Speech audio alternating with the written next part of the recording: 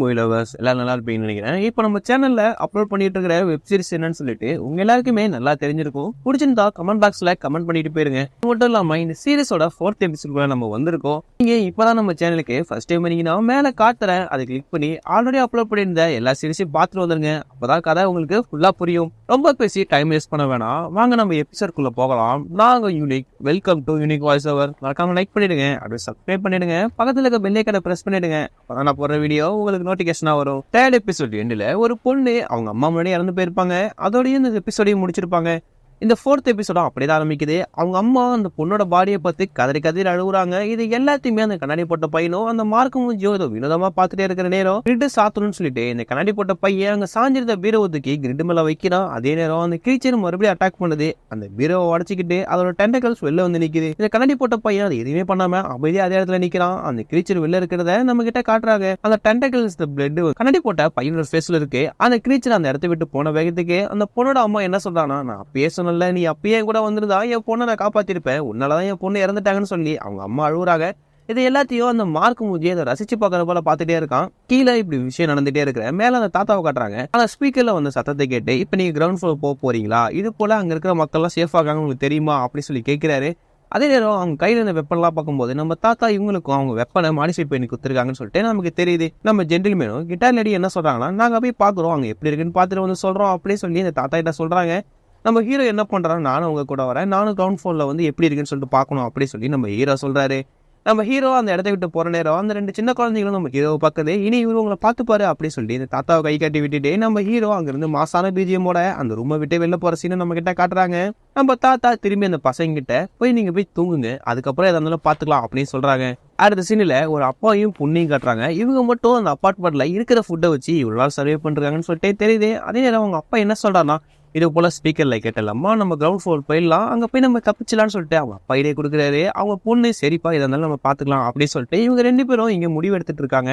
கீழே நம்ம கண்ணாடி போட்ட பையன் அங்க இருந்த மக்கள் எல்லாரும் சேர்ந்து அந்த கிரிட்டை அடிக்கிறதுக்கு அங்க இருக்கிற திங்ஸ் எல்லாம் எடுத்துட்டு போயிட்டு கொஞ்சம் கொஞ்சமா அந்த இடத்துல அடைச்சு வச்சுட்டே இருக்காங்க. அந்த இடத்துக்கு நம்ம காமெடி பேசோட ஒய்ஃப் வராங்க. இது போல அவங்க குழந்தை அவங்க கண்ணு முன்னாடியே இறந்தது ரொம்ப கஷ்டமா இருக்கும்னு சொல்லிட்டு அவங்களும் ஃபீல் பண்றாங்க. பின்னாடி இருக்கிற ஆன்டியும் ஃபீல் பண்ணிட்டே இருக்க நேரம் அந்த ஆன்டி என்ன சொல்லுதலாம், இது போல என்னோட நாய் இறந்து போயிருந்தா நான் இப்படிதான் ஃபீல் பண்றப்பேன் அப்படின்னு சொல்லி அந்த ஆன்டி சொல்லுது. தடனா இந்த காமெடி பேசுற ஒய்ஃப் என்ன சொல்றாங்க, ஏமா நாயும் குழந்தையும் ஒன்னாமா, என்னமா 2த்தையும் கம்பேர் பண்ணிட்டு இருக்க அப்படின்னு சொல்லிட்டு மூஞ்சில அடிச்ச போல அவங்க கேட்டுறாங்க. அந்த ஆன்டிக்கு எதுவுமே சொல்ல முடியாம அதே இடத்துல நிக்கிறாங்க.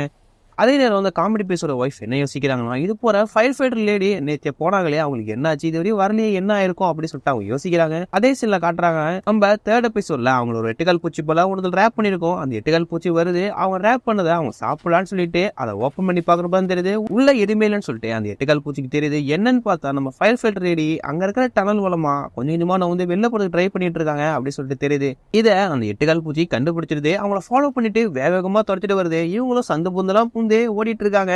ஒரு இடத்துல கீழே போறதுக்கு ஒரு வழி இருக்கு, அதுலயே கீழே இறங்கலாம் அப்படி சொல்லிட்டு கீழே குதிக்கிறாங்க.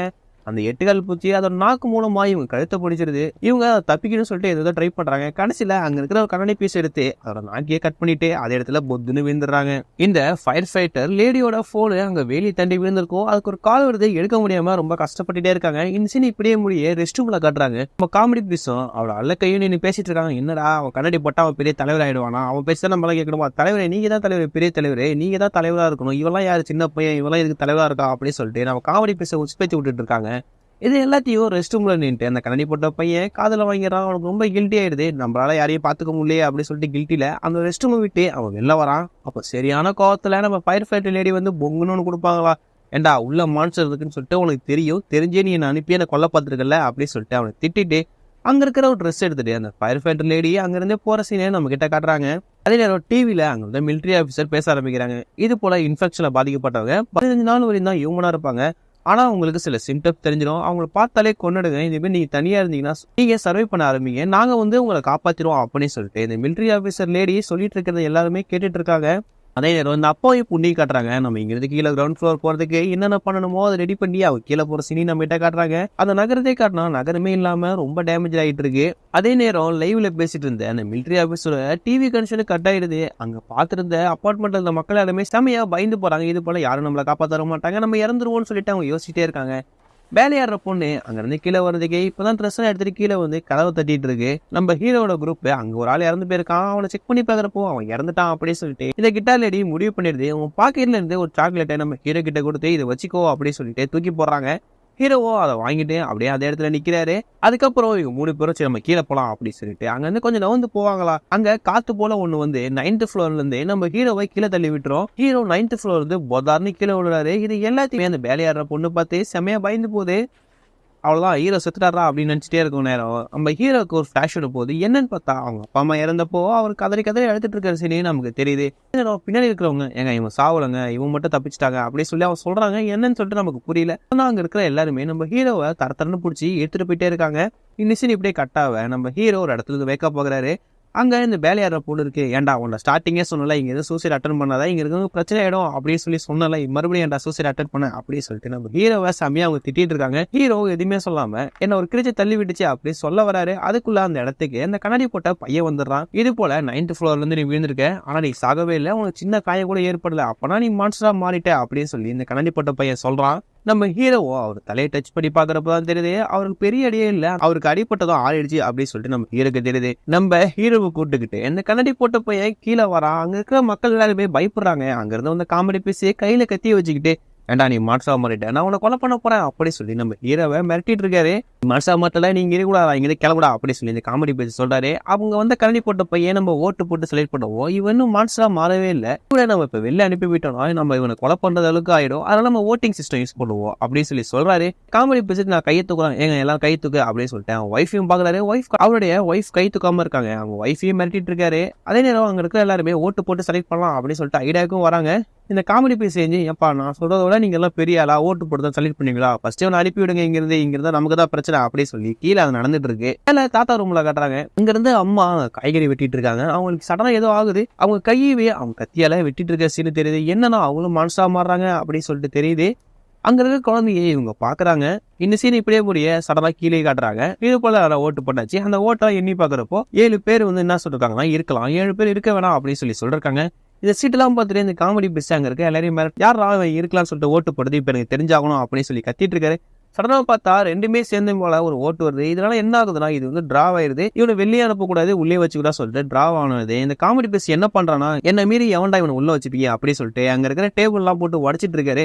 அப்பதான் ஒரு பயங்கரமான ட்விஸ்ட் ரிவீல் ஆகுது. என்னன்னு பார்த்தா நம்ம காமெடி பேஸும் இன்ஃபெக்ஷன் ஆகி அவர் நோஸ் வந்து பிளட்டா வந்துட்டு இருக்கு. ஏன்னா நம்ம ஹீரோ கிட்ட போறாரு. ஹீரோ என்ன சொல்றானா, சரிங்க நான் உங்களுக்கு ஓட்டு போடுவோம், நான் உங்களுக்கே ஓட்டு போறேன், நீங்க உள்ள இருக்கலாம் சொல்லிட்டு நம்ம ஹீரோ அந்த காமெடி பேஸ நக்கல் பண்ணிட்டு இருக்காரு. காமெடி பேஸுக்கு என்ன சொல்றதுன்னு தெரியாம மூக்கில கை வச்சுட்டு இருக்கிற நேரம் கீழே குனிஞ்ச ஹீரோ அங்க இருக்க சீட் எடுத்து பாக்ஸ்ல போட்டுட்டு ஒரு மனுஷனா மாதிரி திரும்பி நாங்க உனக்கு ஓட்டு போட்டாங்க அப்படின்னு சொல்லிட்டு நக்கலா சொல்றாரு. இங்க இருந்து மக்கள் எல்லாரும் பேசிக்க ஆரம்பிக்கிறாங்க. இது போல இது எப்படி ஆரம்பிச்சது, எப்படி வந்துச்சுன்னு தெரியலையே அப்படின்னு சொல்லி சொல்றாங்க. அங்க இருக்க ஒரு ஆள் வந்து கடவுள் கோவப்பட்டாரு, அதாவது போல ஆயிடுச்சு, நம்ம எல்லாருமே செத்துருவோம்னு சொல்லி சொல்றான். இன்னொரு ஆள் இந்த சயின்ஸ் ரிசர்ச் பண்ணிருப்பாங்க, அதுல ஏதோ மிஸ்டேக்கா இருக்கும், அதனாலதான் இவங்க எல்லாரும் இப்படி மாறிட்டாங்க அப்படின்னு சொல்லிட்டு அங்க இருக்க எல்லாரும் குரூப்பா பேசிட்டே இருக்கிற நேரம் அங்க வந்து அந்த வேலையார பொண்ணு மறுபடியும் திமிரா பேசிட்டு அந்த இடத்த விட்டே போகுது. இது எல்லாத்தையுமே தூரமா நின்று அந்த மார்க் மூஞ்சி பார்த்துட்டே தான் இருக்கான். ஆனா நம்ம காமெடி பேசி வேக்கப் ஆவாரா. இது போல நோஸ்ல பிரெட் வந்ததை பார்த்துட்டு வேக வேகமா நம்ம ஹீரோ கிட்ட போறாரு.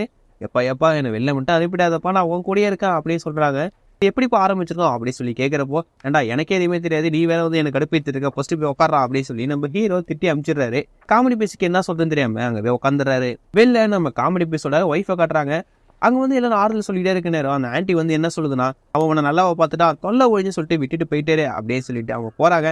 அப்போ அந்த ஃபயர் ஃபைட்டர் லேடி அங்கே வர நேரம் இது போல அந்த காமெடி பீஸோட ஹஸ்பண்டுக்கு இது போல இன்ஃபெக்ஷன் ஆயிடுச்சு, அவரை தனியாக குவாரண்டைன் பண்றாங்க அப்படின்னு சொல்லி சொல்றாங்க. இது எல்லாத்தையும் கேட்டு அந்த ஃபயர் ஃபைட்டர் லேடியும் கொஞ்சம் இலகன மனசா இருக்கிறாங்க, யோசிச்சுட்டே இருக்காங்க. அவங்க ஒரு இடத்துல உட்காந்து என்னதான் பண்ண போறோம் அப்படின்னு சொல்லிட்டு யோசிச்சுட்டே இருக்க நேரம் அந்த போனையும் விட்டுட்டுமே அப்படின்னு சொல்லிட்டு அவங்க மைண்ட்ல ஓடிட்டே இருக்கு. அவங்க கழுத்துல இருக்கிற செயினை யோசிச்சு பாக்குறாங்க. அதுல ஒரு என்கேஜ்மெண்ட் ட்ரிங்க் இருக்கு, அதை பத்தி அவங்க யோசிச்சுட்டே இருக்கிற நேரம் பின்னாடி வந்த நம்ம காமெடி பீஸோட ஒய்ஃபே அவங்க கையில கொஞ்சம் ஃபுட் இருக்கு, அதை கொடுத்து இதை நீ சாப்பிடுமா, ரொம்ப பசியா இருப்ப அப்படின்னு சொல்லி கொடுக்குறாங்க. அதை வாங்கிக்கிட்ட இந்த ஃபயர் ஃபைட்டர் லேடி அதை சாப்பிட போறாங்க.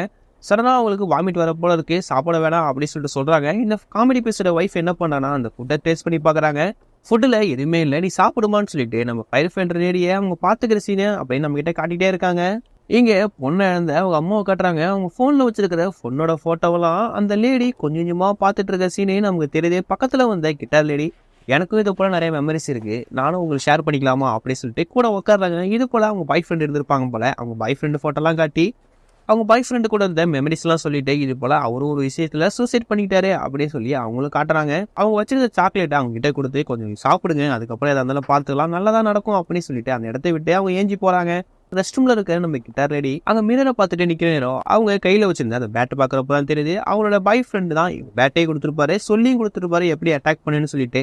இவங்களுக்கு இந்த மாரி ஃபிளாஷ் கட் இவங்களுக்கு வந்துட்டு இருக்கேன். அந்த இடத்துக்கு வந்த வேலையாடுற பொண்ணு, ஏமா சாக்லேட் குத்தா அவங்க சந்தோஷப்பட்டுருவாங்களா, என்னமா லூசு மாரி பண்ற அப்படின்னு சொல்லி கேட்கறாங்க. சடனா நம்ம கிட்டார் லேடி என்ன சொல்றாங்கன்னா, உனக்கு என்னமா தெரியும், உன் வயசுக்கு இதை பத்தி என்ன தெரியும், நான் அவங்களுக்கு வந்து சாக்லேட் கொடுத்துட்டு வரல, அவங்களுக்கு நான் ஹோப்பு தான் கொடுத்துட்டு வந்திருக்கேன் அப்படின்னு சொல்லி செம்மையா அந்த இடத்துல அசியப்படுத்திட்டு நம்ம கிட்டார் லேடி அந்த இடத்த விட்டே போவாங்களா. அடுத்த சீன்ல நம்ம மார்க் மூஞ்சி காட்டுறாங்க. மார்க் மூஞ்சி எதை யோசிச்சே வந்து நம்மளும் மனசா மாறிடலாமா, சாப்பே கிடையாது, நம்மள யார வேணா அட்டாக் பண்ணலாம், நமக்கு எதுவுமே ஆகாது அப்படின்னு சொல்லிட்டு அவன் வில்லத்தனமா யோசிச்சுட்டு இருக்க. உனக்கு ஆப்போசிட்ல யாரோ வர போல இருக்க, யாருன்னு சொல்லிட்டு பார்த்தா நம்ம டானு தான். ஏன்டா என்கிட்ட தப்பிச்சுட்டு அவனை விட்டுருவா அப்படின்னு சொல்லிட்டு நம்ம டானு யோசிச்சுட்டு கிட்ட வர்றாரு. எதுவுமே பேசல, அடிதான் எடுத்த வேகத்துக்கு செமையா பொங்கு நாள் வைக்கிறாரு.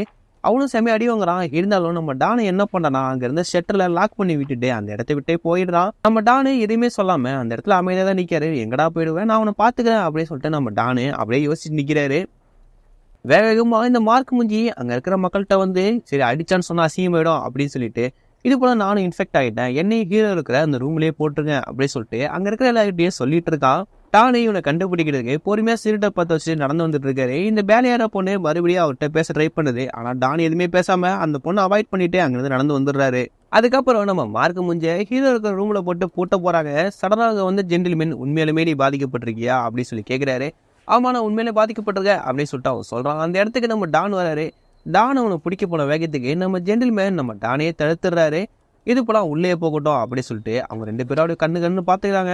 அதே நேரம் இந்த மார்க் மூஞ்சி என்ன பண்றான்னா, இவனே அந்த ஷட்டரை க்ளோஸ் பண்ணிட்டு நம்ம ஹீரோ இருக்கிற ரூம்குள்ள போயிடுறான். இவங்களுக்குள்ள ஏதோ இருக்கு, ஆனா வெளில சொல்லாம இருக்கிறது நமக்கு இப்பதான் கொஞ்சம் கொஞ்சமா புரிய வருது. நல்லா தூங்கிட்டு இருக்கிற நம்ம ஹீரோ சடனா கண் மூச்சி பாப்பாரா. எழுத்தாப்புல இந்த சைக்கோ போல அந்த மார்க் மூஞ்சி உட்காந்துக்கிட்டு, இது போல உனக்கு எப்படிப்பா இன்ஃபெக்ஷன் ஆச்சு, எப்படிப்பா நீ சாகாம இருக்க, உனக்கு எந்த அடிப்பட்டாலும் வலிக்காதா அப்படின்னு சொல்லிட்டு மாத்தி சைக்கோத்தனமா நம்ம ஹீரோ கிட்ட கேள்வி கேட்டுட்டே இருக்கான்.